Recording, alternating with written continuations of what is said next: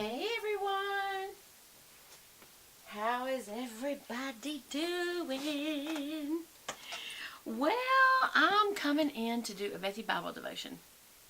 And a lot of you guys have said that this is a really important one of my video styles or whatever that I do. By the way, I've noticed in my videos I'm a real fidgeter with my hair, and I'm really sorry about that. But I don't think that I can stop that. So just try to ignore my fidgeting and my constant prepping, like of my mouth and hair and jewelry and things. They're just little nervous habits. But anyway, people have said they've been helpful, so I'm glad of that.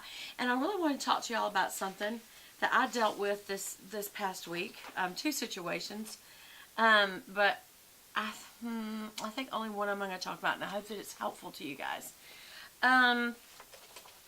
Again, usually in this particular style of video, you know, I do plan with me's, I do makeup tutorials, hauls, chats, coffee chats, all kinds of different ones. But the Bethie Bible devotion, for one thing, you can always tell them, because I'll always have this picture of Michael Belk's picture out of his book, where it shows Jesus looking at this woman who has all nice clothes on and shopping bags, and you know, she looks like a real, you know, fashionista, and he's kind of looking at her in a very almost perturbed and disappointed look. And it's not the kind of look that you want Jesus to have at you.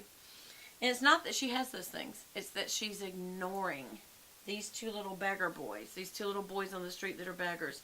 And they're begging for something, and she's kind of looking away like she doesn't see them so that she can have all her stuff.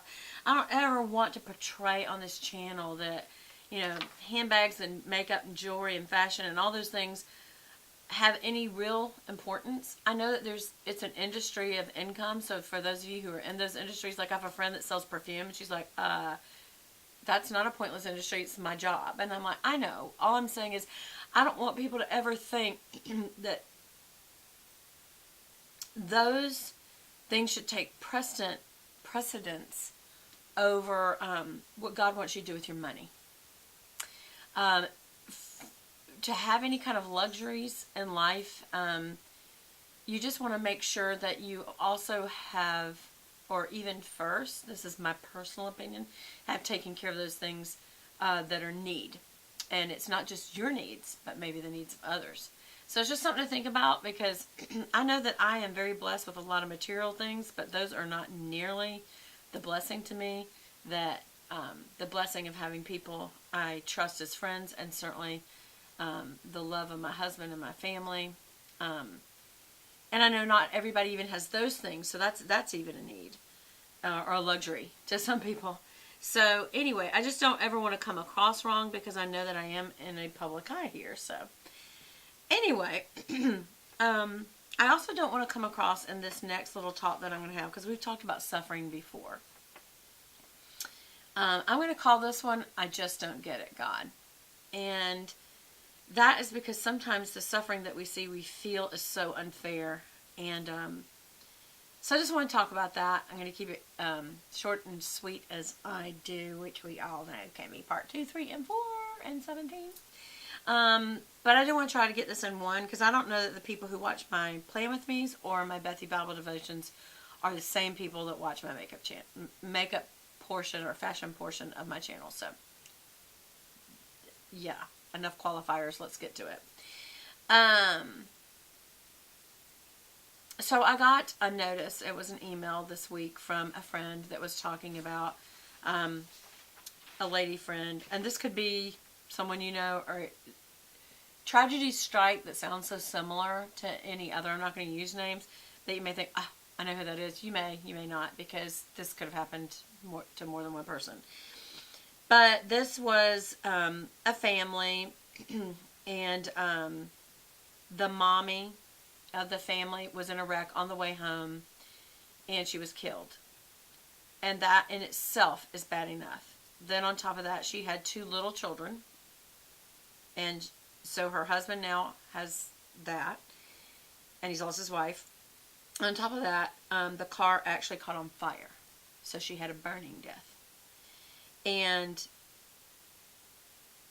So it's not bad enough that she died. She died slowly in a terrible, horrific, suffering way.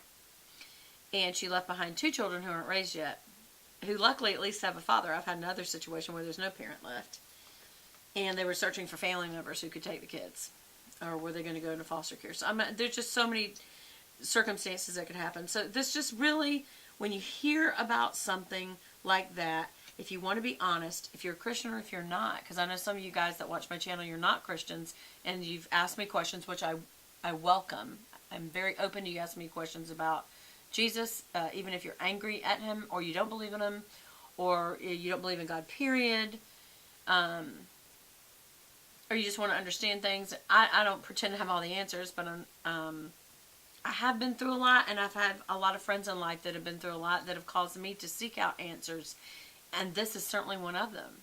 When something like this happens, we just, if we were honest, even if you're Christian, you sit there and go, I don't get it. The death of a young mother with surviving children that need to be raised without their mom, and now you have a husband who is now pretty much on his own to raise those kids, and you hope, with the help of the Lord and all the prayers, that people will kick in, at least for a little while, until life goes on, and it does after a death, that he'll have some help to raise those kids. On top of that, she died this horrific burning death. And we just don't get it. We just don't understand why that happened like that. But God does. Now, I don't want to sound insensitive, because you're going, well, that's just not good enough, Beth. God knows why things happen, when it happened, before it happened. And this is where the Bible tells us that his thoughts are higher than our thoughts, and his ways are higher than our ways. I don't think it's something that we can conceive or get. And that's why we don't get it. And that's why he's God and we're not.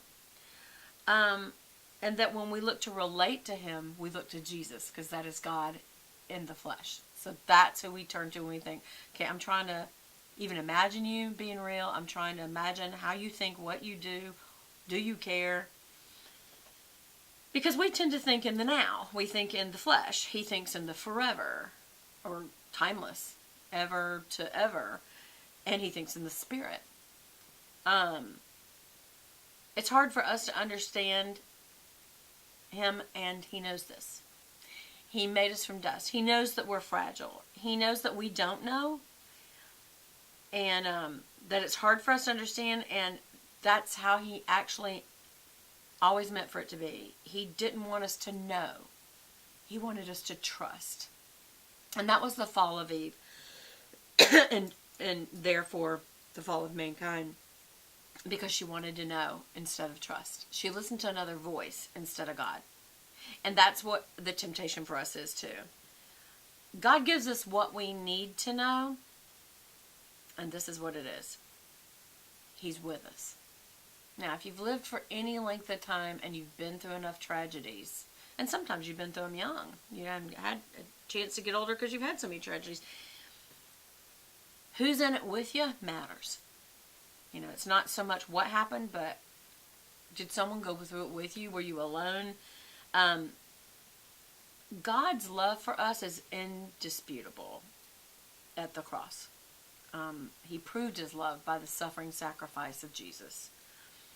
His power is indisputable, because by raising Christ from the dead, and subsequently will be raising all of us from the dead, he proved his power over death. So what is it we don't get? And I would put it to you this, if you were honest, what we don't get is not that he doesn't love us or that he doesn't have all the power. It's we just don't get his judgment. If we were God, we would have stopped that suffering. If we were God, we would not have let that accident happen, or it would have happened without death being the ending, or suffering, a horrible suffering. Not if we were God. If we were God, we would have been more compassionate, and we would have been more just, and we would have had the powerfulness to save and used it. But we aren't God. He's the only God there is. And some of you may want to question me and go, You know, it's so narrow-minded thinking to think there's only one God, and it's just what you believe because you're a Christian. Whereas other mainstream religions, the five major world religions, they believe so and so else is God. We can talk about that. That's very in depth. So I don't want to go into that right now, but I'm perfectly willing to talk about those subjects. But He is all powerful. He is all knowing. He is all loving, and He is full of compassion. He is beyond question in His judgment, in that He made it all and He can take it all. He can destroy it all, or He can sustain it all. And how He does that, and when He does that, and why He does that, is His perfect judgment. And we just can't always get it. He could have stopped it, but He didn't. Some of you are dealing with that. You're thinking, well, He could have stopped it, but He didn't. In your life. And it's not that He's impotent, like He's not able, or He's negligent. He's all powerful. He's omnipresent, which means He's present everywhere and all the time. And He loves us enough to give up His own Son, and His own Son loves us enough to give up His life and die in our place. So when we don't understand, we just got to trust Him. It always goes back to the beginning. That's what He drives us back to. That's what suffering drives you back to. It puts you in a place that you're in absolute dependence on Him, which is the safest place you could be. And that death is not the end. In our suffering, we're the closest to Him of all, because it's the end of ourself. And we're at true oneness with Him because we're absolutely dependent on Him. In our flesh, we're very sad for the family. We're going to walk through it with them. But in our spirit, as the song says, rejoice. Rejoice in the Lord always. And again, I say rejoice because God is good. He is trustworthy. He is everlasting. And we don't have to know. We can just trust Him. I hope that helps you guys. And we can talk about this more. I love you guys. Bye.